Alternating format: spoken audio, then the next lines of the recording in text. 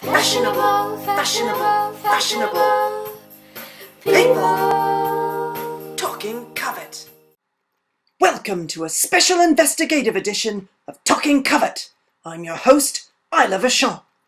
Please join me in welcoming our first guest, hardcore coveter and stylist extraordinaire, Babette from Vancouver.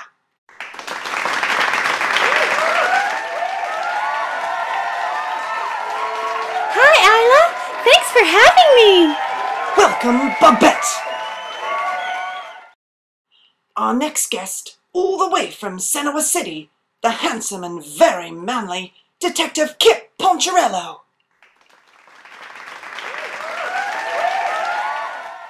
Glad to be here, Isla. It's Isla, actually. Glad you could make it. Let's begin. Babette is one of the most vocal members of the Talking Covet community. Tell us, what brings you here? Well, I sent you an email earlier this week. Why don't I read it? Dear Isla, something is truly amiss here in Covetland.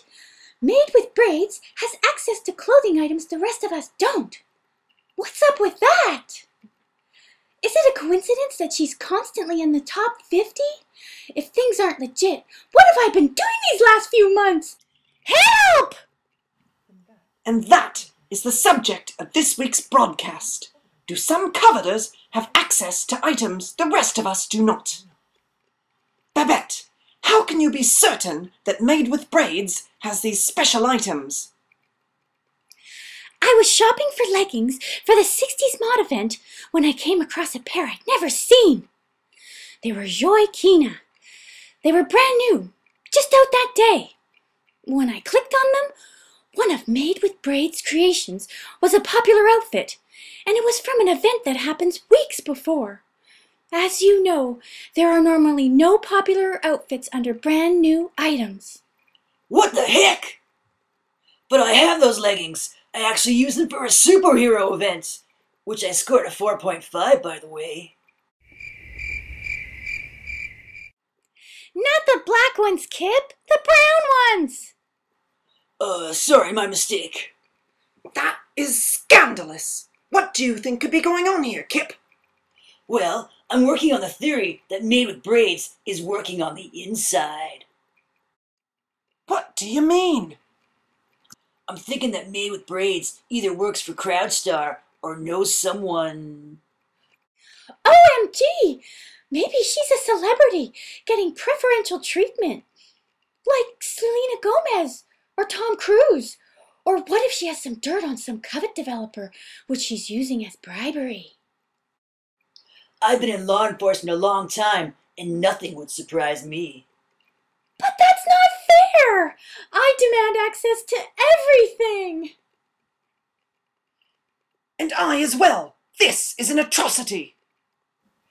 There is another theory I've been considering, ladies.